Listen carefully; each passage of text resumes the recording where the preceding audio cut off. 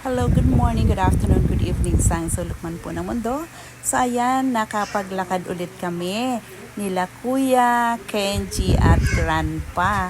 So ngayon na lang ulit kami nakapaglakad dahil medyo naging busy si Grandma kaya hindi kami nakakapaglakad sa umaga.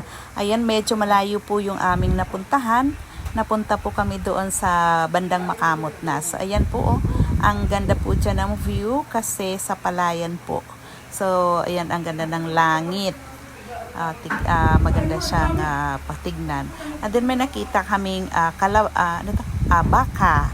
Ayun, tuwang-tuwa si Kaisen kasi nakakita siya ng baka at gusto niyang puntahan at magpakilala daw siya sa baka.